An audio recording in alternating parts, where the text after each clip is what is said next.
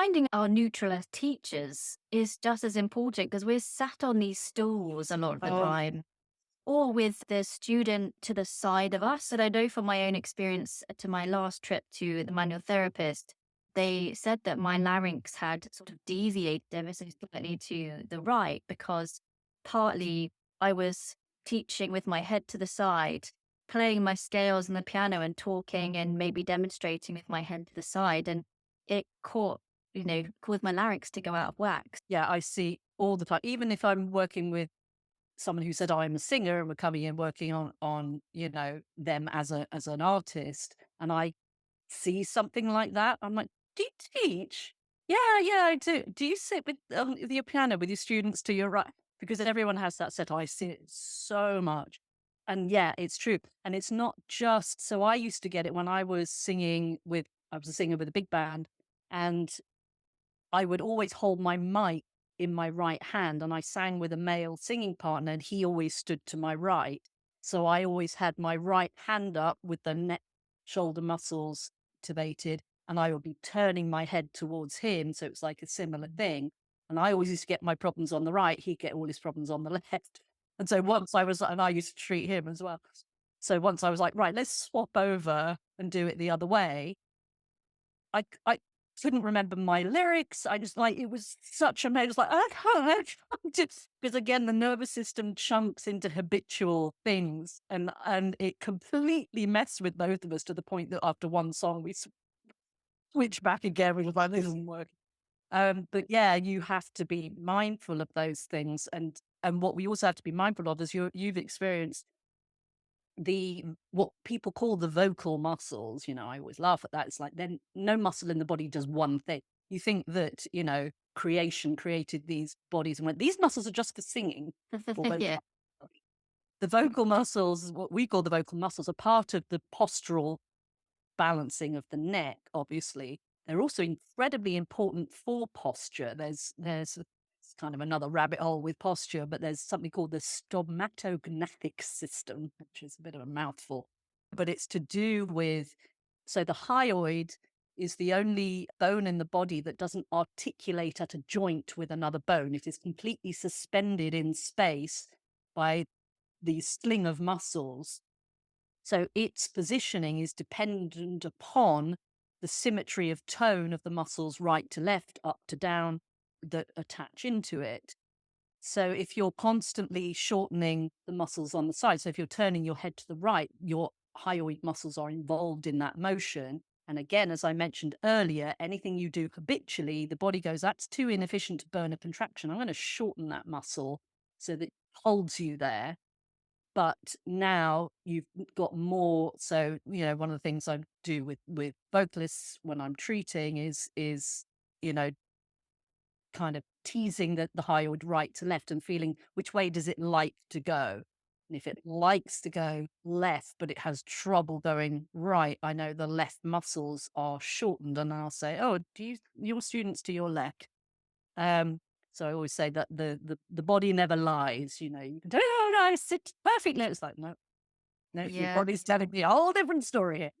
Um, so yes, so we need to be mindful of that. There are ways to minimize it, turn your rib cage, not just your head, things like that, but also stretch out afterwards. Make sure you're unraveling it at the end of the day. And also modeling for students as well. So there's something called the mirror neurons in our body that we mirror what somebody around us is doing. And particularly if you're a teacher in a position of authority of, I'm helping you do this the right way, but you're not modeling good posture, then they're going to be potentially modeling yours. So a good, quick and easy rule of thumb for checking out your sitting posture, whether it's correct. So typically the trap that most people fall into is that they're tucking their pelvis and sitting in this slightly rounded position. The base of your pelvis, you've got the two sitting bones, who's in the title, you're supposed to sit on them, not behind them, right? So finding those sitting bones, if you bend your knee up with your finger in your sort of glute area, as you bend your knee up, you'll feel those sitting bones pushing downwards. they're the point that you should be sitting on. And then that sets up those neutral spinal curves above it. And a quick way to figure out, so I do a lot of this with instrumentalists who sit to play, quick way to know whether you're in that neutral position or not is if you sit down in your position, then go to stand up and analyze what you have to do to get up out of your chair. And you might need to, if you're at a piano, you might need to move the stool away from the piano to do this. If you're in that slightly tucked position, sitting behind your sitting bones, and I say to you, right, stand up in one move, you're going to have to like fling your head forward and do a kind of body ripple to get you up out of the chair. You have to do this kind of forward rock, back rock to stand up. So then I say, so if I see people going, "Rah," like heave ho to get up, I say, okay, right, this time I want you, before you sit, tilt your pelvis into more of an arch, which we're often thought we're not supposed to do. But as you sit, actually break the hip line, tilt back and plant those sitting bones directly down on the stool. Then stand up from there. And if you've done that correctly, you can literally stand up in one movement because your head's over your hips and there's nothing to counterweight to heave you up. So I always say to instrumentalists who are sitting, sit down, stand up. If you've done it in one movement, good, you were in the right position. If you had to do a headbutt to get yourself up out of the chair, you were tucked and you were under. I'm Um, definitely a heaver. Heave ho to get out of the chair. Yeah, definitely. So just checking that because it really does, it really stresses the neck and shoulder muscles as well. It makes the journey to the keyboard longer because you've taken your middle of your back further away and then your arms have to go forward. And those trap muscles we were talking about earlier are not only neck muscles, they're also counterbalancing the weight of your arm. So when you sit correctly, you might find you need your stool closer to the keyboard so that your arms aren't at a reach. You actually got, ideally, you want your elbows by your sides and just your forearms reaching the keys. Same for a desk setup as well. It's the same, the same deal. Jenny, Um, you would absolutely tell me off with the way I sit at my desk. I I push my chair out. I swing the chair forward so it's balancing on its front two legs. And ah, my butt is sticking out and I'm typing. I don't know what I look like. It's when I get up, it's Quasimodo banana. But when I'm sat down at the desk, it's like, I don't know what it's like. I'm a bootylicious. well, at least Let you're exploring the extremes. You're not doing the same. You're not doing banana at the desk as well. well, So at that's least, it. I'm you're I'm in a constant negative practice. you're either too much, too little. You want to find just right. That might be a metaphor for life, right? Yeah, I'm yeah. either too much or too little. I just right. And speaking of life, I know this was, I guess, about to get deep, but we were chatting before we came on about things like astrology and frequencies. How does life show up in the body? Like how we were actually really responding to things. And this might be a little bit outside of the vocal coach toolbox, but if somebody is presenting with a particular pain or complaint or vocal symptom, how do we know if the posture is representing that, mirroring that, and how does that manifest? Yeah, I had an anatomy teacher years ago who said, our bodies are a fossil record of everything we've ever done and felt, right? So everything is kind of mapped. It's like our whole story is kind of held in the body tissues and in the way we carry ourselves. And I, see that a lot as an osteopath, and I'm also a psychologist as well. So I'm working on psychophysiology. How does our emotional story manifest through the body? And I'm the weirdest person in by the fact of what I do and what I think, because people come to me because they think they've got something wrong, like an injury or pain or whatever. And I am the first to say there is never anything wrong with your body. That's an arrogance born of ignorance. Our ignorance as humans that haven't figured out what on earth this thing is, this vessel is that we're in. I see symptoms that we're experiencing, the body's always working towards health, right? It's always trying to bring us back into health. Sometimes we might have strayed so far that it's not able to counteract it, quick enough, or, to the degree that we reduce the symptoms quickly. But it is always in health. I mean, inflammation, people always trying to get rid of their inflammation, trying to bring down their fevers. These are natural processes. Fevers kill off bacteria, they raise the temperature to get rid of the bacteria. Inflammation, my phrase is inflammation is information, and it is healing. If you cut your skin and you've breached your defenses because the skin is our barrier against external pathogens, then it gets red and hot, right? The inflammation comes to the area because, again, it kills off any invading pathogens into the area. So inflammation is healing.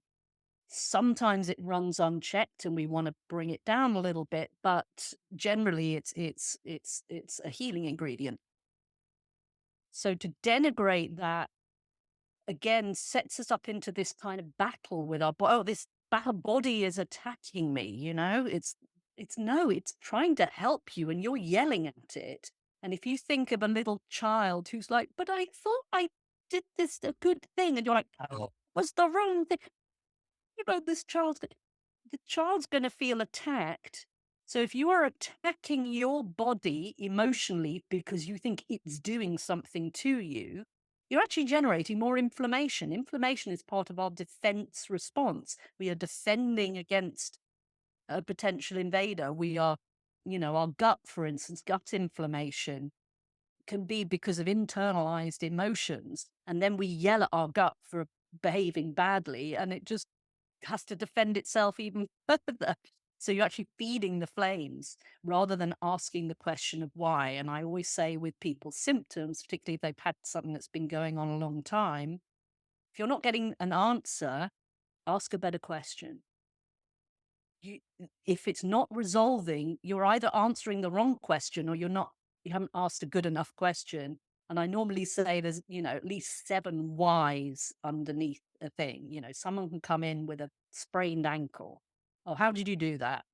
Oh, well, I was walking along and I went over on an uneven paving stone. Oh, why was that? Well, I wasn't really looking where I was going. Oh, why is that? Well, I was feeling a bit distracted. Well, why were you distracted? I'm really tired at the moment. Oh, why are you tired? I'm not sleeping. Well, why are you not sleeping? Well, I'm stressed. And suddenly we're a million miles away from the ankle sprain. But unless you're getting to that, what we call the root cause, you're not answering the right question. You're going, the council didn't fix the paving stone and it's all their fault. you know, and we're outsourcing the responsibility. So, so when you start to view the symptoms you're experiencing through that lens, through a much more compassionate lens, you're already bringing down the inflammatory response because you're not in a stress mode about it, but you're starting to ask, deeper questions about why is that? And I see it often even with very successful artists who you think have got it all made. They're at the height of their career, they're doing really well financially, everyone's applauding what they're doing. It's not really what they want to do, or that style of music isn't their thing, but they kind of fell into a trap of doing it. And their body, again, I talk about symptoms in the body as being like a course correct. The body's going, you've deviated from your path, get back, get back.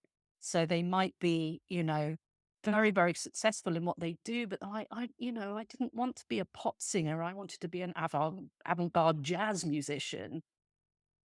And yes, I'm successful in this, but I've fallen into a trap of it, but it's killing me inside because I don't like pop music, So the symptoms are an expression of you're not in truth. And truth has nothing to do with society's idea about what success is and what you should be doing with your life and how you should be on this treadmill of earning this much, getting a mortgage and, doing all the things. That's not human. That's a societal imprint. And particularly with artists, we're often not fitting well within that societal imprint, and our body can often be expressing that story. So, what is the story your body is trying to tell you, and how is it giving you information about how you may have deviated from your true course and what you really want in life? So, you should listen rather than yell at the body. Yeah. Do you have that same viewpoint with something like vocal fold inflammation? Totally. What is the conversation you're not having with somebody? That's how I often say it. Again, this is like the voice is such an organic expression. People often say, "Oh, the eyes are the window to the soul." I'm always like, "No, it's the voice. Eyes can lie." People can come in and go, "Yeah, yeah, I love my job," and they're painting it all up. But if I'm hearing vocal constriction, "Yeah, I love what I'm doing," I'm like, "No, you don't. No, you don't. There's constriction in there." So vocal fold inflammation, for instance, often comes from overconstriction. And that may be a technical thing, but there's often an element in there of maybe a story of I was never allowed to speak my truth as a kid. I was always told to shut up. Oh, don't sing around the house. Oh, are you making that noise again? And now, even though you've gone, I'm doing it anyway, I'm becoming a singer, there's still a little, I call it the poker tell, right? There's a little tell in the system of there's a fear attached to me being heard. So even someone that's technically proficient, very, sounds lovely, but there was something in their past that said, It's dangerous for you to speak your truth. You're going to get in trouble." And there's that little tell, and they're just holding that constriction. So again, as a teacher, you could be looking at that as a purely technique issue, which it may be, could be a body alignment issue. Their chin's poked forward, therefore they're having to use excess phonatory effort to get that sound. But it also could equally be a more emotional story that you're not aware of, they might not be aware of consciously, that is just denying them that ability to fully dilate. That's a hugely vulnerable thing to do. So the vocal area is I consider doing any hands-on work there, which I don't do a lot of actually, because I normally get at it in a more sort of I can use the surrounding and setting the whole thing up, and then you don't need to do the direct work here. But sometimes I do. But I consider this area an intimate area. We as practitioners, if you're working, say, around the groin area, around the breast area for ribs and things like that, you need to be very mindful about how you do that. And often you get specific consent, even specific written consent to work in that area, because you need to be very clear about boundaries and how you're approaching that area. I see the vocal area as an intimate area. There's a lot of stuff held there that is extremely emotional. The emotional releases I get from people when addressing that area can be profound. And that was one of the reasons I ended up doing a master's in psychology, because I was already working as an osteopath, working with a lot of artists and realizing I'm getting into territory. I'm releasing things. I don't know how to handle this. I need to, have better training. So for vocal area, it's there are a lot of when I'm training, I used to train manual therapists, to do work around the vocal area, because it's typically not part of a regular osteopath physio's training to work on the deep neck structures. So I used to teach people how to do it. And I would always say to them, you have to treat this as an intimate area. And it's there are a lot of people out there who've had very negative experiences of hands around that area, or or just emotionally not being allowed to be heard. And you're going to be dipping into that bucket when you go there. So I've kind of developed more of a sixth sense of, is this just a mechanical issue why they're having trouble with vocal fold inflammation, for instance, or is there a deeper story there? And again, just like I was saying, when you open up your eye to seeing alignment, you'll start to see much more subtlety and nuance. The same with every time you hear constriction in a voice, if you just allow that question to be there, you don't necessarily have to voice that to the student, but just be aware, is there a deeper story here? And again, you'll waken up those senses and you'll start to be able to use a little more subtlety and finesse to go, does that sound emotional? Is this a student that normally had is fine with that, but today that's a problem? What's happened in their general life that might be causing that constriction? And perhaps we just don't want to push through that today. So just being able to have that awareness and potentially even have those sort of conversations if someone's open to it, but also being mindful of your scope of practice, that, you may be getting into territory where you don't have a skill set to be able to handle what comes up. So we do need to be mindful of this. This is very vulnerable expression using the voice, and it can bring up a lot of deeper subconscious expressions. It's just a reminder of how each little section of vocal technique that we look at is packed with more than what meets the eye, maybe. So we're looking at, yeah, okay, might be habitual behavior or lifestyle behavior. It might be that they don't know their point of neutral. It could be the fact that they have a particular medical influence, like a scoliosis. It could be the fact that their shoulders are rounded because they are emotionally impacted by something. And there's so much to consider, but also a reminder of why it's so important to create a safe and empathetic space, because there is that emotional element that might be attached to those slumped shoulders. Also reminds me that if I'm having a moment of low confidence or imposter syndrome, about how I might be mirroring that out into the room. If my shoulders get slumped or I start to round off, am I actually telling the person that I'm closing off to them? So how to kind of keep open. There's so much to remember, Jenny. Yeah. There is. And that's one of the key things that I always say to, I used to do a lot of audition coaching, and you're nervous going into an audition, right? We get it. But if you're going into that nervous posture, you're transmitting that to the person you're auditioning for.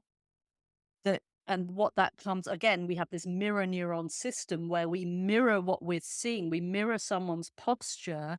We connect it to an emotional memory that we have. So if you see somebody with those round shoulders and looking wary, that's called universal fear posture. Round shoulders, tail to every animal, or they've done studies, every mammal on the planet, if you scare them, and all humans of all cultures, because they wondered whether this was a cross-cultural thing or not. So there have been many, many studies done on this. There is a universal fear posture. If you scare anyone or any mammal on the planet, they all do the same thing. They tuck the tail under, they round their shoulders, but they bring the head up, because you'd think, oh, it would be like tuck your head under, but it's actually not. So you round your back because you're creating a shell, right? So that if you're going to get attacked by a predator, they're not going to get the squishy, vulnerable bits that are on the front. They're going to get the hard shell at the back, particularly for quadrupedal animals. But you bring the head up because all your sense organs are on the front of the head, and you need to be able to see, hear, smell, taste the air, to read the environment, to know, have I got time to run? Do I need to, to make some decisions? So most singers that I've seen, particularly in an audition context, are singing in universal fear posture. So not only is that driving their own emotional state, but it's telegraphing it. We are designed as a survival instinct to read that. If I'm standing opposite you having a conversation and I suddenly go into that fear posture, you're going to do it too immediately, even though you can't see the thing. But you damn well need to, because if I've seen it, it's obviously behind you and you can't see it. And I'm like, oh, there's a thing, right? So we're designed, we're hardwired to respond that way. So if you're walking into an audition or even into performance and you've got that universal fear posture, you're literally, everyone goes, what? What? There's a thing. There's a thing. There's a monster, right? They're not necessarily going to sit there afraid, but they're going to know you're afraid. And they go, oh, she's afraid. She's not confident. Do I want an unconfident singer? If she doesn't believe it, why should I believe it? So you've already distanced them. You haven't opened your mouth yet. They've already gone no. Whereas if you walk in a nice, open, neutral posture, neutral means vulnerable. Vulnerable requires trust from the other person. You're walking in and saying, I'm vulnerable. I trust you. That's a nice feeling for people. And they go, she trusts me. I want to listen to her. I don't know. It's all subconscious. So again, when you understand I do a whole talk on the neuroscience of communication, how that informs us as artists, that you run the biology of whoever's watching you. So you want to set up a state that's conducive to what it may be. You want to terrify the hell out of them because that's your character. Fine. You know how to do it. But if you don't, you need to know what that is. Again, it's possible options, possibilities. What are all the possibilities? And so I will walk into a room if I was in that sort of situation. I'm not really auditioning anymore, but I I want to know that I'll be the puppet master of all the emotional interaction in that room, and I'm going to set that room up the way I want it purely by how I hold my body posture. There's someone super aggressive in that room, I just drop into that beautiful neutral. They can't do a thing with it. Because typically what people do is if there's someone aggressive, they'll either go into submission. Now you've become the prey and they're going to be, you reinforce their position as predator. Or you go, right, I'm not going to have this, right? And you go into more aggressive, then you're going to butt heads. Whereas if you go into neutral, it literally, again, the software program that their nervous system is expecting is not present. Therefore, it's open to suggestion. And you can defeat those sort of situations. I'm just pressing the pause button on the podcast for a very brief moment to invite you to book your free BAST call. If you've been thinking about joining the BAST community through one of our courses, but you just don't know which option is the best for you, then why not book your free Zoom chat with our very own Kimberly George, who has all the answers. Head over to basttraining.com/book-a-call/ and click that big blue button. That's basttraining.com/book-a-call/. Now, where were we? So, is there actually a difference between posture and body language? Posture is body language. In every moment, you are speaking to people, even if you haven't opened your mouth. It's nonverbal communication. And bear in mind that this predates before we had words, right? We used to communicate before we had language and syntax and grammar and all these things. So our nervous system is wired to read the body language has primacy over the spoken word always. Again, if you show up to someone in that fear posture and go, "Oh, I really like you," you're going to go, "No, you don't." Right? Whereas if you go up really open chest and go, "Hi," and make eye contact, go, "Hi, I really like you." Like, "Oh, that's nice." Right? The words are meaningless if the body language doesn't match it. And again, they've done studies where they've had people saying something with mismatched body language. The body language will be believed 99% of the time. It's all like all the research into interrogation techniques, who's lying, right? The body always, body language tells the truth, which is great as well when I'm working with performance coaching for artists. It's great when you're getting into real depth of character because you may be like, Mary Poppins and everything's open, or I'm Quasimodo and everything's curled over. But what about the person who's outwardly happy but inwardly angry, right? How do we dial that nuance in? Okay, right, let's have you from the waist up as open, but your right knee is just going to be just flexing and straightening, just jigging. It's a poker tell. There's angst. What's that? So you put subplot and subtext into the body. That's what I love doing with people. Let's really make this juicy, all this bandwidth in your body that's telegraphing all the stuff that's not in that vocal line, but you want as subtext. So you can really take this stuff to extremes, but that really requires an artist who knows where their neutral is. Considering how we can then interpret what we're seeing in front of us in the singing room, for example, if somebody is belting and their head is pigeoning forwards and creating that tension, might we be able to consider that as, okay, this person is potentially fearing this note because they've kind of gone into what you described as the fear status or the shock status, And therefore, that belt therefore requires a bit more stability and a bit more flexibility, other than going a different way and going chin, okay, larynx position, okay, tongue under tension, that sort of thing. So if I'm seeing something like that, kind of the last thing you want to do is draw attention to the chin. If you say your chin is, you need to put the chin, you're putting more emphasis on chin and it tends to create more tension. One of my go-tos for that is, okay, turn your back to me and I want you to sing through the back of your head. Okay. So I flip the photos. Your audience is behind you. How do you convey this emotional narrative through your back? I want your So like a back. game of opposites. Game of opposites. So as soon as they're focused on their back, I always say, you know, that feeling when someone walks up behind you and you kind of, your attention rises and you suddenly stand up straight, right? It's like everything wakes up on your back. Sing like that. So I'll actually get them to visit if we're in a, coaching situation. I'll say, turn your back to me and tell me that story through your back. And then suddenly they're in this beautiful neutral and the sound changes as well. And they're like, ooh, that was easy. Yeah, because you were focusing on your back. I do it with instrumental musicians as well. Allow the sound to come out of your back. People think, as singers, they think the sound is coming out of their mouth. If you're in a good neutral alignment, it's coming out 3D. So imagine you're in theatre in the round.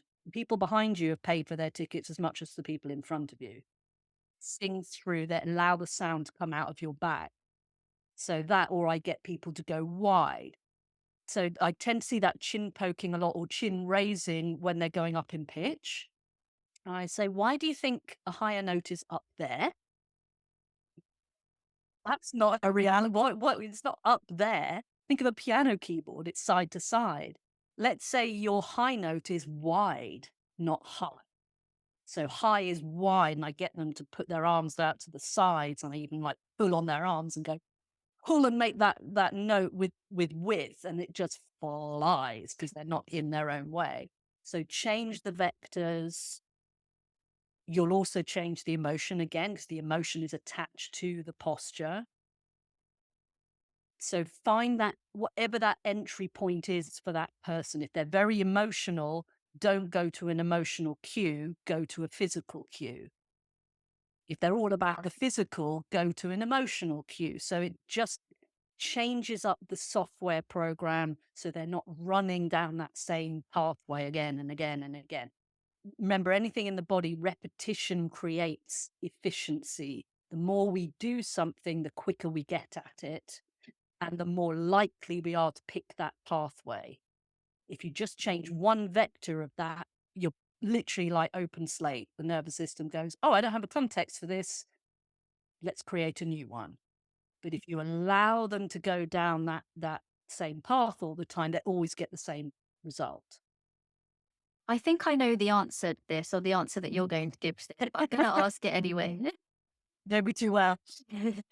What is your opinion on things like posture braces? If somebody is like habitually or from their lifestyle having this slumped position, because we know the round shoulders will have an impact on the rib cage and how that might then have an effect on air and that relationship. Somebody I really rate Chris Johnson's movement series. He talks about different postures that we can adopt to kind of get an in to where we might want to work our technique. And I really like that way of assessing.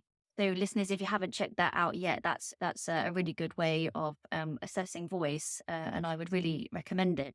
But if somebody is really habitually like rounded like me, would you ever recommend a posture brace where we sit back up again? Okay, so it's, again, my favorite answer to questions like these, it depends. If, as we talked about before, we've got tissues that have molded into that shape, simply putting a brace on and forcing against that, is not going to be as, efficient. It's not going to necessarily get you the outcome you want. But it also sets up, because that's going to put a stretch response into it, sets up a kind of punishment energy around so again, I'm very clear. You have to be very clear about what are you coupling with the new posture. And if you're coupling punishment, you were doing something wrong, we are forcing you into something new, with that posture, that's the emotional story they're going to attach to that new posture. So if there's a lack of compliance in the tissues, that needs to be addressed first so that we've actually got the possibility of getting there without discomfort. Then, and there are those kind, like you talked about, those kind of crisscross shoulder things that can be useful for cueing, as long as people know that's what it's there for and that they are emotionally comfortable with going there. Because again, if there's emotional story that they're protecting something emotionally by being in this shortened position, again, forcing the back here is going to feel like attack. Yeah, to be honest, Jenny, I did feel that way when I put one on the first time. I felt like I wanted to cry. There you And go. I didn't feel like I had any emotional thing to unpack. I just felt like couldn't breathe, and I felt like, get it off me, because it felt weird. It's subconscious stories that you might even have no conscious memory of. Memories are not stored in the brain, right? They're stored in the receptors of in the tissues where emotions attach into these receptors. You change the tissue state, you release emotions, you create new, it's very, very powerful. And if you're having that response, yeah, it was too much too quick. We Yeah. can't jump from one thing to another. We need to, start working with this, asking the questions. Well, why? Well, why? Why am I here? And you just give yourself, I know this sounds really weird, but I can, attest from personal experience, this does work eventually. Giving yourself an opportunity to start listening to your body and asking the questions. So I have a practice every night before I go to bed. I lie on the foot of my bed and I say, okay, your forum. Who needs to yell? Who didn't I listen to today? Who's got a beef with me about something? And I just let my body speak to me and come up with, well, my digestive system. Oh, yeah, I know I threw that meal at you around today. I'm sorry. Okay, that was me. My bad. I won't do it again. But at first, when you do that, check it. I kind of see the body as a collective. We're made up of, we have more non-human DNA in our body than human DNA. We are host to a variety of microbes and incredible beings that make us up. So I'd see them as like the despicable me, the little minions, Yeah. So I'm like, okay, this is like the union meeting, right? Who's got a beef? Who needs to speak? And check in. And you can do it as like a body scan running from your feet, through your muscles, through your digestive system, through your lungs, whatever, and just go, okay, what's going on? And at the first time you'll do it, you'll probably just get crickets and you'll feel really stupid. Why am I talking to myself? But if you, again, with practice, if you allow that forum, you'll start to get little bits of information. And it's like, oh, why is that feeling tight there? Every time I'm with that person, I get that tension in my abdomen. What's that about? And you start to get into that why. I was always the kid that drove my parents mad, but yeah, but why? Be that annoying kid to yourself and get into the depths, into the nuances. And as that becomes a practice, like everything, I don't like the idea of, oh, I do my breath practice and my yoga practice. You have to then put that into context, into action as well. Practice it. But it's like we don't practice, we have to go on stage at some point and perform. So the more you allow for this to come up, you'll start to get it in the moment then. You'll notice things that are happening in the moment. And again, you're providing context to the nervous system. My shoulders go up every time I hear the introduction to that song. What's that about? But if you've never asked that question, you've never had that awareness to check in with your shoulders. You can have a day, right? This is the shoulders day. I know to be aware of my shoulders in every moment of this day and what they're responding to, because it's all information. Your body's giving you all this information. Posture alignment is information that's coming from your subconscious. Again, your body is speaking to you. It's never anything wrong. It is only responding to stimulus. That's it. Figure out what the stimulus was. Now you're getting there. We're just here to be Sherlock Holmes. We're here to learn about ourselves. Be your own detective and enjoy it. Don't go to it with, oh, there's something wrong. There's never anything wrong. It's information trying to be expressed. It's the kid going, but you haven't listened to me. So I'm going to scream, right? That's what symptoms are. Don't let them get to the point where they scream. Ask for the whisper, and they'll never have to get to the scream. That's, living in a utopian world. But we can be there, we can have elements of that if we just entrain ourselves that you are you. You know you better than anyone on this planet. Get to know you. And as a teacher, if you take that journey with yourself, you see it in everybody else straight away. You won't have the, oh, is this or this, is this or that? You connect it to you. When I'm like that, I'm feeling that. I bet that's where they're going. So again, this mirror neuron system is incredibly valuable. But if you haven't done the journey on yourself, you won't see it in others. So a journey to the, and again, with artists, we tend to always put ourselves last. We tend to be people pleasers, right? We take care of everybody else before us. So when I'm working with that, particularly with perfectionists and those, and again, I am a recovering perfectionist. It is not selfish to take care of yourself. It is an act of generosity to take care of yourself. Because by taking care of yourself, you're cleaning up your frequency, then you are sharing that with the rest of the world. We're all in a collective field here. I always say, don't pee in your own drinking water, right? Everybody's drinking from this pond.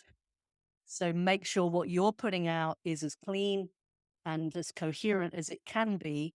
Then you are a shareable wave in the field, just like a sound wave comes out. If you hear somebody, everyone goes, "Ugh," right? And if you hear a beautiful note, everyone's, it's affecting their physiology, their nervous system, their biology. You are responsible for everything that comes out of you. So taking care of you is an act of generosity to everyone else. And you cannot possibly take care of anyone else unless you know yourself. So the journey to the self is all we're here to do. And everything else just happens naturally as a result of that. As ever, I could always talk to you for hours and would love that. And we are so lucky that you've come back on for a third time, because we have two other podcasts with you. The first one was all about integrating the musical theatre disciplines, teaching singing to dancers. And the second one last year actually was about anatomical efficiency for instrumentalists and singers who play an instrument simultaneously. So all of these conversations interlink quite nicely. So thank you so, so much. And where can we follow your work and keep in touch with you? The best place is my website, which is jenniemorton.com. And I have a subscribe to my newsletter thingy when you go to the website, and that'll keep you up to date. I don't send things out every week by any means. It's like often could be 6 months in newsletters, but anything that I am doing will be on there. And I am just in the process of setting up, for any dancers that might be listening, an online Patreon community for everything dancer health. But there will be some musical theatre stuff in that as well. But my plan is that once I've got the dancer one up and running, I will then be doing one for musicians and vocalists as well. And the dancer one is called the Embodied Dancer Health Hub. And then it'll be the Embodied Musician Health Hub, and grow it from there. But it'll basically be online weekly video content on all things dancer health, vocalist health, musician health. Finally decided to create an archive of all the stuff I've got. Amazing. Well, there's no doubt that I'll be badgering you to come on again at some point. So thank you so much. It's been such a pleasure, Jennie. Thank you so much. You're welcome.